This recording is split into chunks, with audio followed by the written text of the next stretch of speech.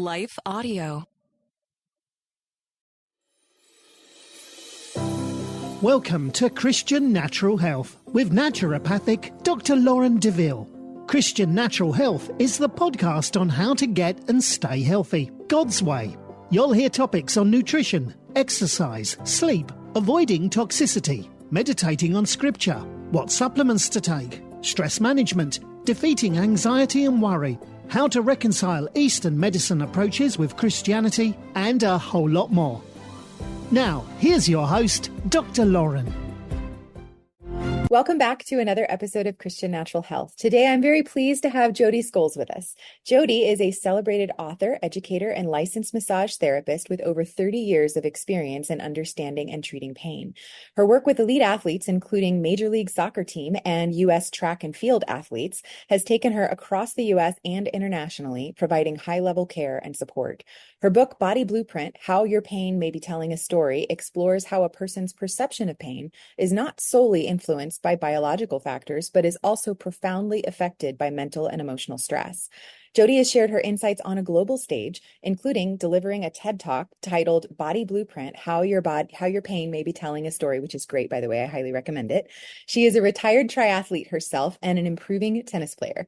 She continues to speak at retreats, teach weekly, and provide massage therapy, blending her extensive experience with her passion for holistic wellness.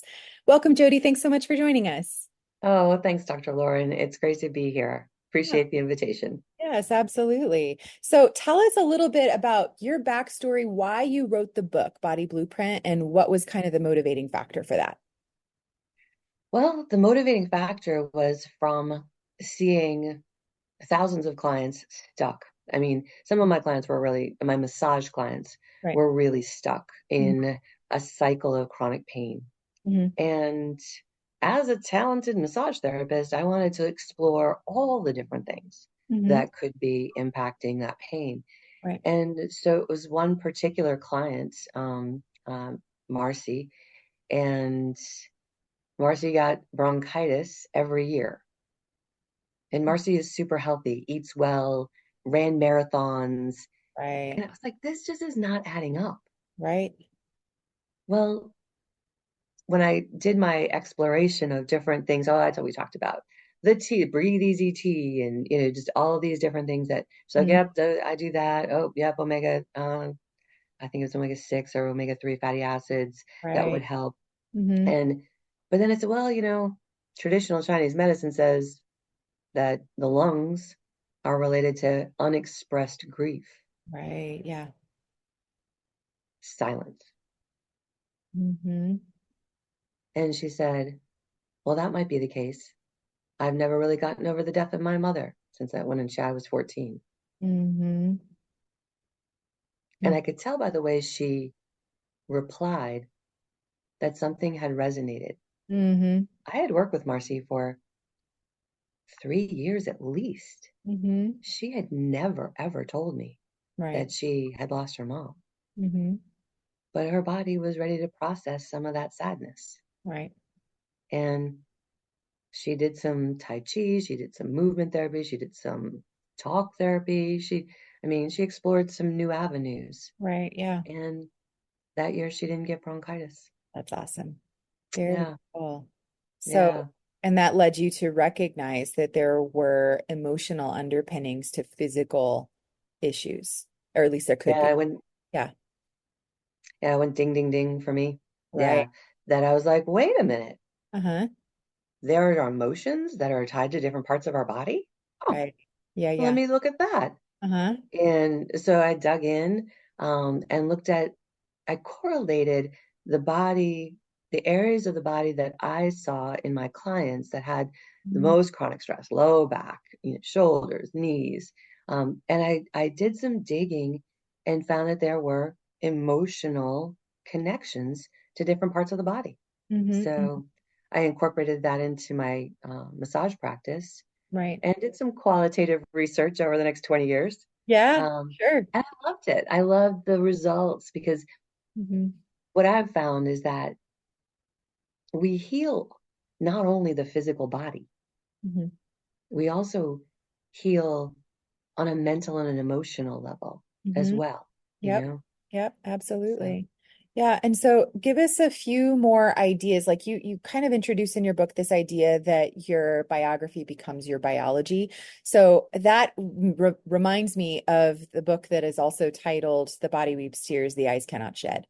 So do you find that usually it's because something has not been processed? Like if it gets processed, does it move on out for the most part? Or is so it's mostly the things that are get suppressed and then they turn into physical issues you found? yeah, Yeah. yeah, Mhm. exactly. They Yeah. get put in a nice, neat little box. Right. The Uh-huh. lid gets put on, Yep. and it's like, not going to deal with that. Right. And, and your listeners may even know some examples of this, Yeah. um, because back in well, there's let me just so your listeners may actually already understand this by something called broken heart syndrome. Yep. So your listeners may know someone. It happens like when people have been married for a long time, and then one of the spouses pass, and about for in that next 6 months, a lot of times we lose the other spouse, Yeah. um, and that is some in generic terms we call it broken heart syndrome, Right. but now somebody, Dr. Takasubo, is Yeah. actually studying it, and Right. it's called Takasubo syndrome, Right. and it's a real thing Mm-hmm. Mm-hmm. that this event, your biography, that's happened in Mm-hmm. your this Your event, story, sure. your biology. Yeah. And I don't know how old your listeners are, but Johnny Cash, the singer, the Man in Black, Mm-hmm. um, he was married to June Carter Cash. Yeah. Just beautiful love story. Yeah. Um, but June passed away in May of 2003. Mm-hmm. Johnny passed in September of Oh, 2003. how sad. But that Yeah, is very sweet, that correlation that's that tight. Right. yeah, yeah. And we see many examples of it. But that's Yep. another example of how your biography Mm-hmm. can impact your biology. Right. Yeah. And so that particular example, I'm thinking correlation to homeopathy, which I practice quite a bit in my practice. There's a remedy that is for acute grief, is what you're describing. And usually the way I explain it to people is that it's not like it makes the grief go away. Obviously, it can't do that. But what it does is it helps it to move through so that you can process it so that it doesn't take up shop and turn into physical symptoms. And it helps people to move through a little quicker in that way as well. So, Yeah, exactly the same concept, because if you do not deal with it, it's going to come out somehow, right? Mm-hmm. that's been my experience. Right. I Yeah. agree. Yes. It's going, yeah. And that's why the subtitle of the book is How Your Pain May Be Telling a Story. Sure. Yeah. Yeah. Because, that it pain shows up for a reason. Yeah. Right. Yeah. Sometimes it's physical. If your appendix is about to burst, it hurts, Yeah. you Right. know? Yeah. But sometimes there's more layers to that, Right. Especially if it's chronic. Sure. especially if it's chronic. Yeah. Right. Meaning if it comes and it goes and it Right. comes back, and Mhm. oh, under particularly stressful times, I get this symptom. Uh-huh. Right. Ah, let's explore. Okay, yeah. So give us some more examples so people can maybe see themselves or somebody they know in some of the client cases that you've experienced. Absolutely, yeah. Um, One that maybe your listeners will resonate is when my client Stan, Stanley, Stan moved his parents just down the road from him, Hmm. and his dad had a slip and fall, Hmm. and so then Stan moved his parents into the house. Hmm.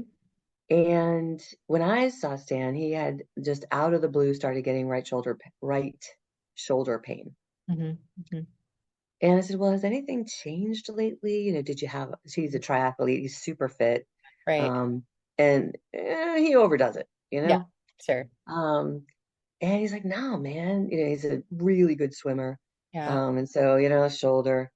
Um, he's like, "Nah, no, I've been taking it easy." He goes, "Ever since my parents moved in, our schedules have really changed." Yeah. And I was like, "Oh, Uh-huh. tell me more." Right. because the shoulders represent responsibility. Sure. And like, for example, the weight of the world on your shoulders, Yeah. right? And Stan, the weight of the world, the weight of what was going to happen with his parents. Right. And in my studies, and in, you can look this up, I'm sure your listeners will, but the right side of the body represents masculine energy, and the Interesting. left Okay. side of the body represents our feminine energy.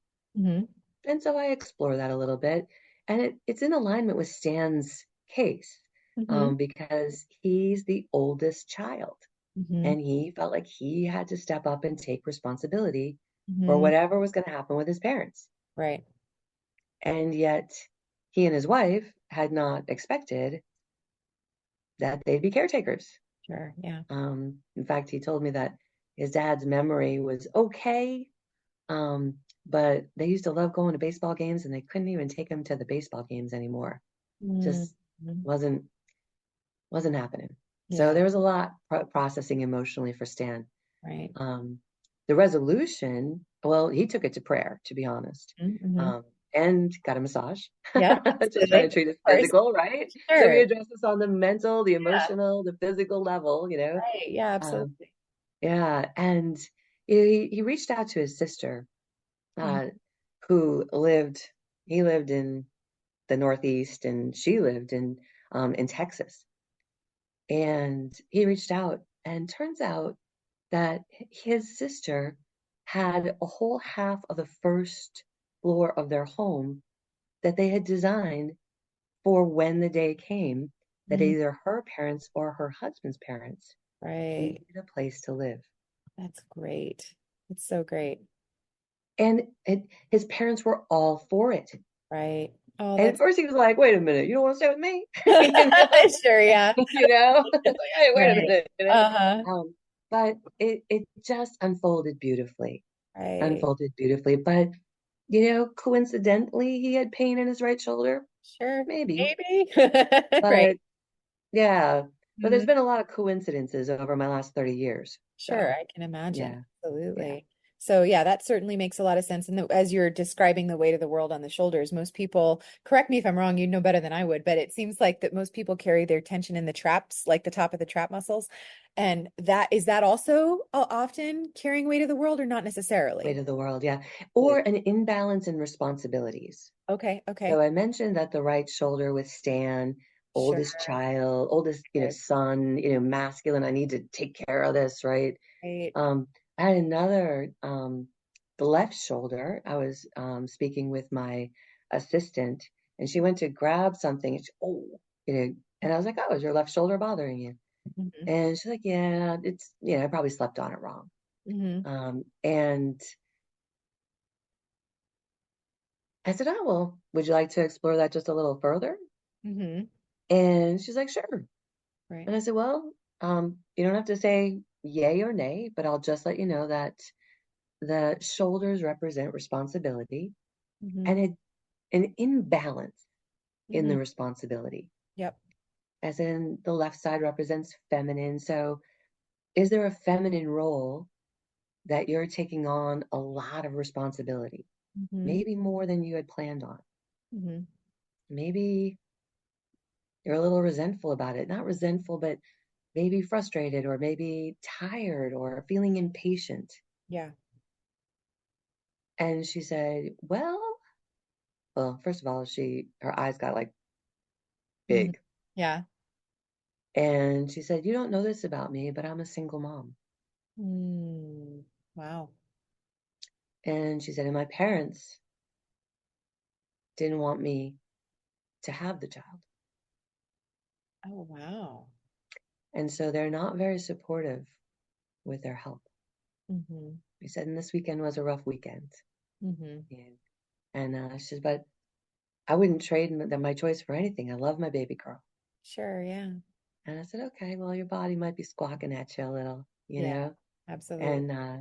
And she was dating a fabulous fellow, and the following year they Well, about 6 months later, they got engaged, and the following year they got married. And I mean, and he loves that little girl as much as he loves their biological children. He loves that little girl. Right. And yeah, it's a pretty cool story, actually. Uh, and once she talked about it, um, once Nina talked about it, she said she actually felt better. Yep, just processing, right? Yeah, yeah. And we see this with a woman named, we see the same, like talking about it or airing it out. We see a similar study from hospice. Um, so Dame Cicely Saunders was the founder of hospice, what we know now as hospice. And what she found, well, she uses a term called total pain, that some of her hospice people are just in total pain. And that's not just physical, that's like they're in mental anguish. They're just, they know they're about to pass, they know they're about to die, right? And what she found was by staying present with that person, that their pain on the pain scale, on the traditional pain scale, their pain would go from an 8 to a 4. What do you mean by staying present? Just allowing them to process what they were feeling, that kind of a thing? Yeah, staying present means different things, but it's really paying attention. So does that person want to talk? Okay. Does that person want their hand held? Right. Okay. Does that person want to go on a walk? Is the person in a hospital setting or in the hospice setting? Sure. And are they crying? Do they just need someone to be like comfort them? Maybe put a hand on a shoulder. Right. That's what I mean by being present. Right. Definitely makes sense. But I mean, she documented it, and now fast forward, that was in the 1950s, I think it was. St. Christopher's Hospital in London was the first location, and now that's how hospice workers are trained. Oh, really? Nice. Yeah, to show up and like be just, and there's another term called hold the space, Sure. right?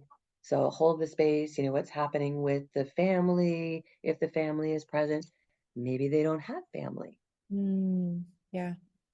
So, but so pain is not just physical, is Right. what Dame Cicely Saunders was pointing out. Right. That pain can be perceived as even worse when there's mental or emotional stress. Yep, absolutely. That makes sense. So, kind of along those lines, you talk in the book about muscle memory, aside from like with sports. So, Yes. how does that apply to what we're talking about here? Oh, great question. Yeah, because most people know muscle memory as, hey, I'm going to go learn how to play baseball or tennis or Right. Yeah. Right. pickleball. But when it comes to pain, or when it comes to body work, massage and body work, when I talk about muscle memory, I talk about the memory that is held within the body. Let me give you an example. That'll be easier. So my client, we'll call her Mary. I'm massaging Mary's lower leg, and all of a sudden I hear a sniffle. And I look, and Mary is crying. That's not normal during a massage. But I take hands off. I say, does this hurt? And she said, no, no, no. I just remembered sitting on the kitchen floor with my back up against the cupboards and my husband kicking me. That I'm divorced from him now. I used to say that it wasn't that bad, Right. but it was that bad. And but she said, I haven't thought about that for a long time. She says, but that did happen.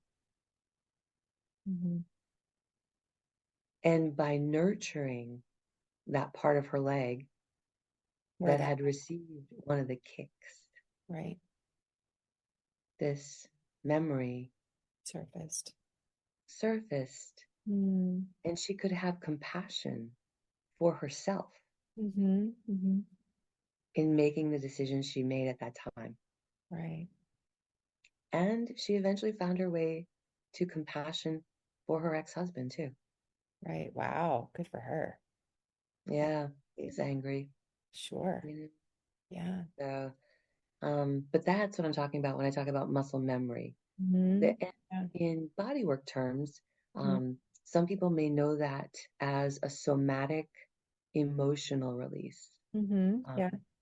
so just again, demonstrating that when we're ready to process a memory, an idea, a past traumatic event, an adverse childhood experience, Mm-hmm. that in a safe environment, like the environment of a massage room, Sure. you know, Yeah. or under the care of a loving naturopathic doctor, that sometimes we heal on more than just the physical level. Mm-hmm. Yeah. Sometimes we're letting go of a lot of other stuff too. Yeah. Absolutely. So Yeah. I remember you're going to have to tell me what this, if this is relevant at all. Years ago, I think when I was in medical school, I heard about body talk, and then I never really investigated it a great deal beyond that. Mhm. What is it? Why am I remembering that right now? Is that essentially what you're describing? I'd have to look into the Sure. Okay. actual definition, yeah, because Okay. that's Yeah. not something I'm Oh, certified you're in. not. Okay. But Okay. I love that you've brought that up, Right. and because to explore, Right. right? Okay. So body talk, how is the body talking to us? Sure. Um, Okay. and the way I listen to the body Mm-hmm. is by following the pain pattern. Sure. Yeah. Yeah, Yeah. yeah. And So, the way you investigate the story is very much the way I do, because the people's stories will usually lead you to the answer. So there's only so many, in my experience, possible obstacles to cure. At least there's only so many I know about. We're discovering new ones all the time. There's only so many possible building blocks that are necessary for health. And then there's this third piece of supporting your body's vitality. And it's like there's new set points potentially where you're holding on to old triggers, but if you can listen to the story and say when this symptom began, what was going on at the time, and then you can trace the history, the biography, as you say, a lot of times that will lead you to what you need to do in order to gain release. mhm, Yeah, yeah, absolutely. yeah. It's a little messy, if It I'm is. being honest. It is. Yeah.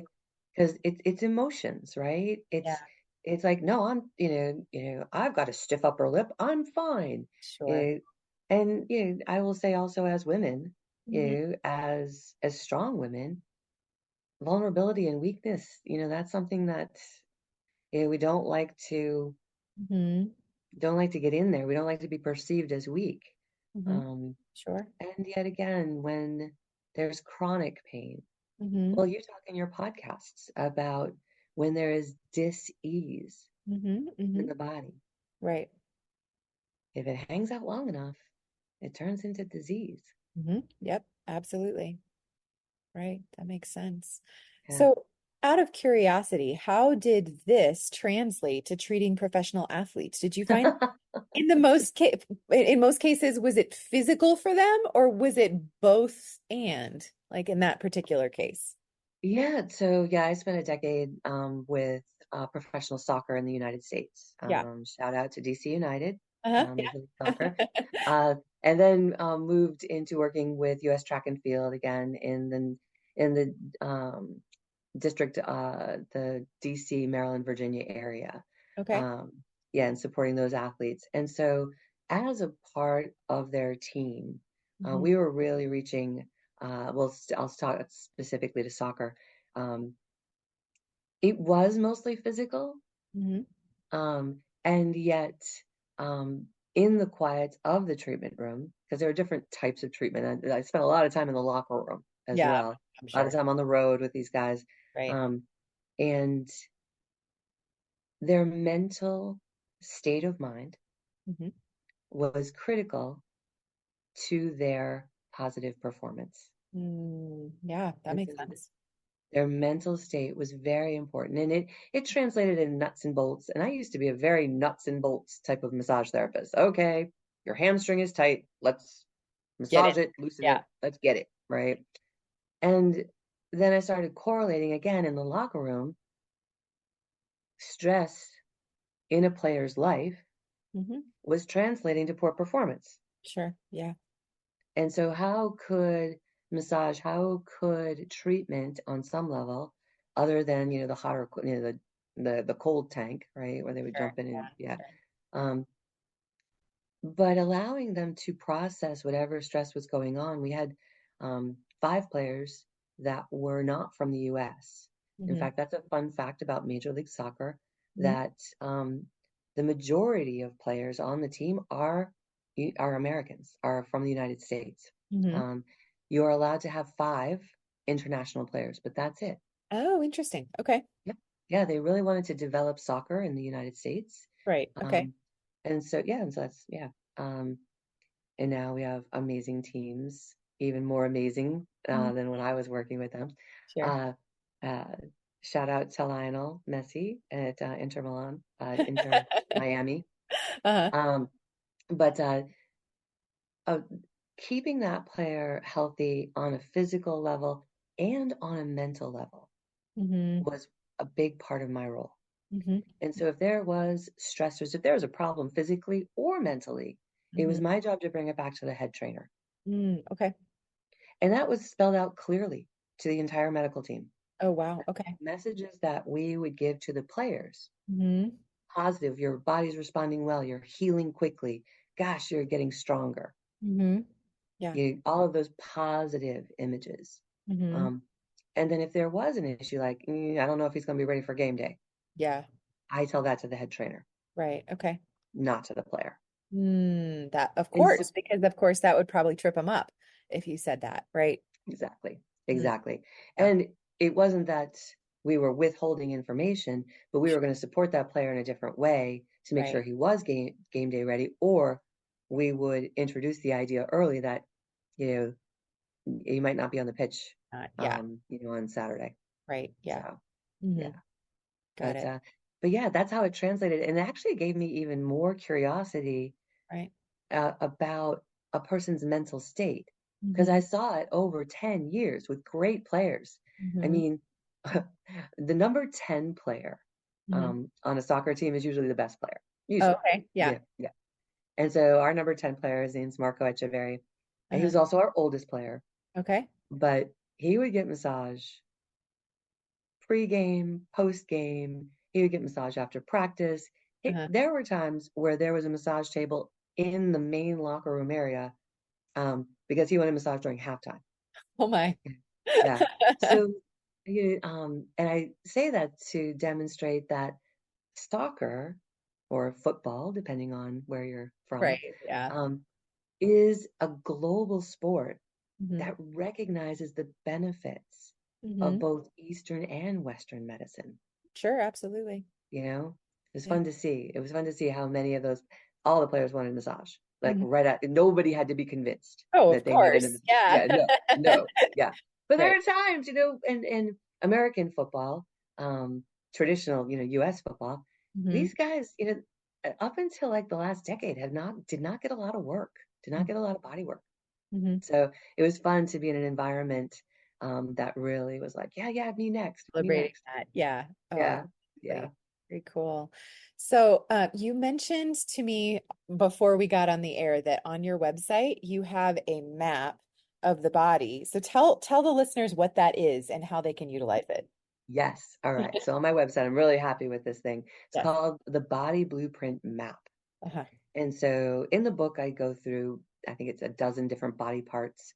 But I translated that into a visual on my website, where you can hover over a body part and get the idea of what emotional or mental stressor is associated with that body part. I love that. That's such a great tool. Very cool. So I usually ask this at the end, but tell people where they can go to find that.